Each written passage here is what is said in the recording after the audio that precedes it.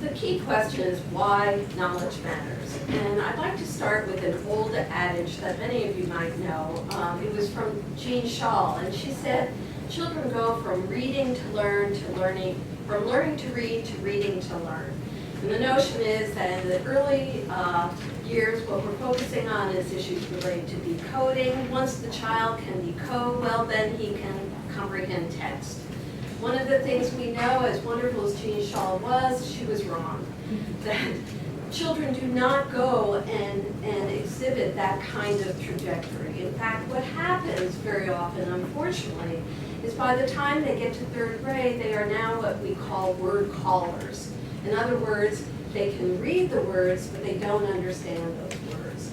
And that becomes a tremendous problem throughout students' high school and later in life. Because they don't know that reading is an information gathering process. So one of the things that has been really important is we had a very good Center for the Study of Reading who recognized, this group recognized that knowledge was really important, that you had to have background knowledge in order to understand what you were reading. It's not just about decoding. And so one of the things that you'll see in many of the basal or core reading programs in the past has been activate your background knowledge. But then the key question came, what happens if you don't have any? How do you activate what you don't have?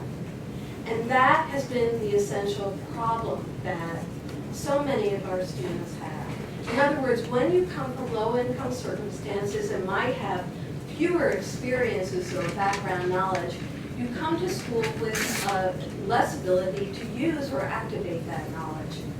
So one of the things that the Common Core has made very powerful, and if I would say, what is the Common Core all about? I would say that focus on knowledge through text.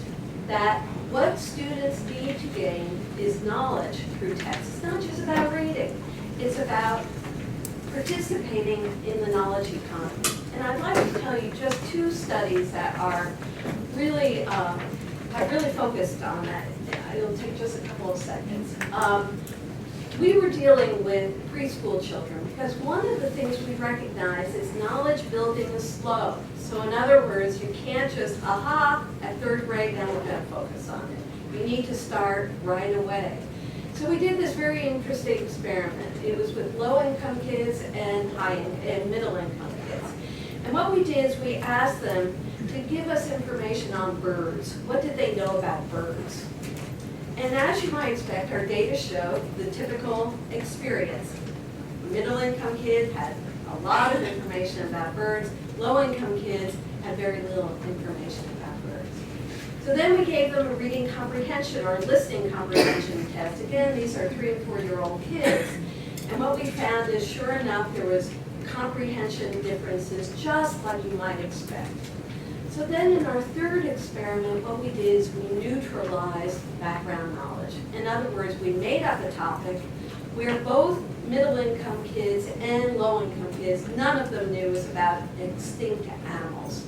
And we found that there was no differences between these children.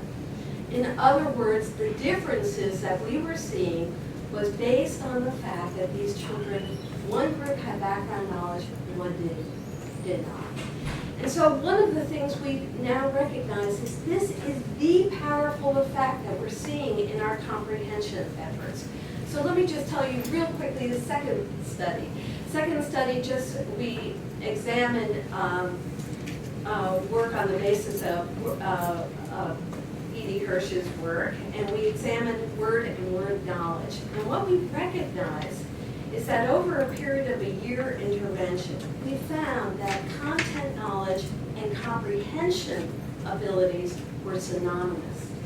And this is very important because many teachers are teaching strategies. They're teaching reread, they're teaching question, they're teaching summarizing. But the key thing, you can't do those things unless you're already a proficient reader. So the important issue is that when we teach content, what we're doing is recognizing that comprehension is not a generic skill. It is a skill particular to that content area.